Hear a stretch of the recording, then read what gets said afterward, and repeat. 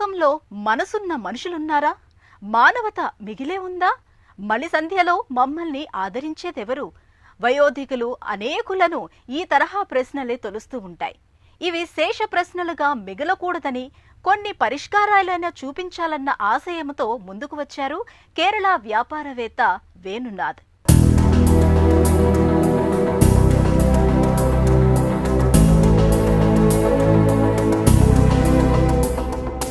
ఉమ్మడి కుటుంబ వ్యవస్థ కనుమరుగైంది. ఉపాధి ఉన్నతికి దూర తీరాలకు వెళుతున్నారు. మలి సంధ్యలో తల్లిదండ్రుల పరిస్థితి అంత బాగా ఏమీ లేదు. ఢిల్లీ ఏజ్వెల్ ఫౌండేషన్ చేసిన సర్వేలో నివ్వెరపరిచే నిజాలు వెల్లడయ్యాయి. 10,000 వయోవృద్ధుల జీవితాలను పరిశీలించగా వారిలో 24.44% వయోధికులు ఏకాంత జీవితం గడుపుతున్నారని తేలింది. వయోధికుల సంరక్షణ, అత్యవసర సేవలకు కేరళలోని కోచికి చెందిన విద్యాధికుడు వేణునాథ్ కొత్త సాంకేతిక ఆవిష్కారాలతో ముందుకు వచ్చారు. ఆయన 2021లో ఆన్స్ప్రిడ్ పేరుతో ఒక అంకుర సంస్థను నెలకొల్పారు. ఈ సంస్థ వయోవృద్ధుల భద్రత, శ్రేయస్సుకు కొన్ని వినూత్న సాంకేతిక ఉత్పత్తులను అభివృద్ధి చేసింది.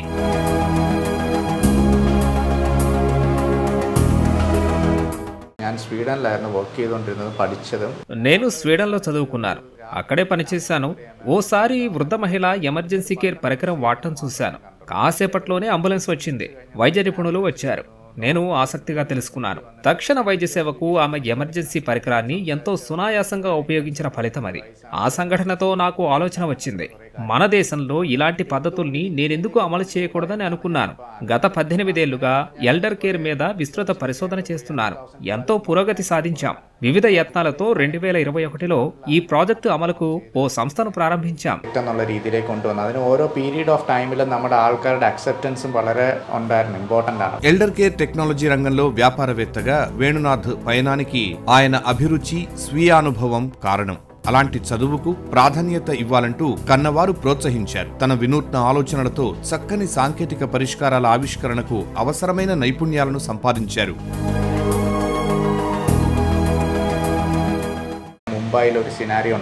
ముంబైలో ఓ విషాద ఘటన చోటు చేసుకుంది. ఒంటరిగా నివసించే ఓ మాతృమూర్తి కింద పడిపోయారు. ప్రాణం పోయింది. 3 నెలలుగా ఎవరి దృష్టికి రాలేదు. తర్వాత ఇంటికి వచ్చిన కుమారుడికి ఆమె అస్థిపంజర కనిపించింది. అలాంటి ఘటనలు మరోసారి సంభవించకుండా నిరోధించాలన్నది మా ఆశయం. వేణునాథ్ జీవన గమనాన్ని మార్చిన ఘటన స్వీడన్లో వయోవృద్ధురాలు అందుకున్న అత్యవసర సంరక్షణ. ఆ మహిళ ఉపయోగించిన తరహా పరికరాన్ని వేణునాథ్ మన దేశంలో తయారు చేయాలని భావించారు.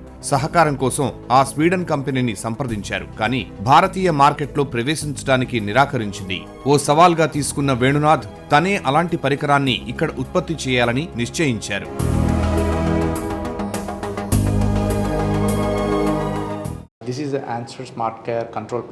ఆ సవాలుకు ఇదే మా జవాబు. ఇది స్మార్ట్ కేర్ కంట్రోల్ ప్యానెల్. ఈ పరికరాన్ని కోరుకున్న వ్యక్తి ఇంట్లో అమర్చుతాం. ఈ పరికరానికి 60 రకాల సెన్సార్లు అనుసంధానించి ఉంటాయి. ఇది AI ఆధారిత డిఫాల్ట్ డిటెక్టర్. 2 వైపులా సమాచారం పంపే వీలున్న పరికరం. ఉదాహరణకు ఆ వ్యక్తి తన గదిలో పడిపోయారనుకోండి, వెంటనే ఈ పరికరం పసిగడుతుంది. కంట్రోల్ సెంటర్ కు సంకేతాలు పంపుతుంది.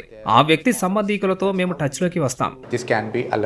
మన దేశంలో వయోవృద్ధ సంరక్షణ రంగంలో మార్పు తేవాలని నిశ్చయించిన వేణునాథ్ స్వీడన్లో తన సంపాదనను మన దేశానికి పంపించారు. ఇక్కడ పరిశోధనలు, అభివృద్ధికి ఉపయోగించారు. 2019లో కుటుంబ సభ్యులు వ్యతిరేకించినా లెక్క చేయక స్వదేశానికి వచ్చేయాలని నిర్ణయించారు. ఒంటరిగా ఉండే వయోవృద్ధుల ప్రాణాలు కాపాడే పరికరాలను అందుబాటు ధరల్లో ఉత్పత్తి చేయాలన్న లక్ష్యమే ఆయన్ని ముందుకు నడిపించింది.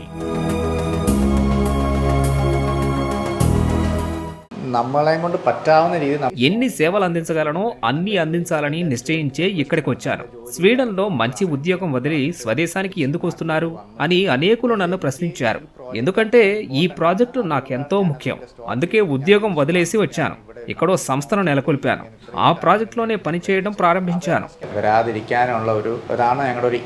వేణునాథ్ స్థాపించిన ఆన్స్ప్రిడ్ స్మార్ట్ కేర్ పరికరాల ఉత్పత్తిని ప్రారంభించింది. మొదటి దశలో ఉత్పత్తి చేసిన పరికరాల్లో ఫాల్ డిటెక్టర్స్ ఉన్నాయి. కింద పడిపోయిన వ్యక్తిలో 30 సెకండ్ల పాటు కదలిక లేకుండా ఉంటే ఈ పరికరం అప్రమత్తం చేస్తుంది.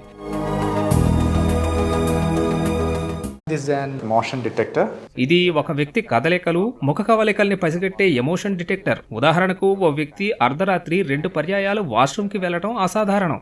ఆ అసాధారణ చర్య సంకేతం మా కంట్రోల్ సెంటర్కు అందుతుంది.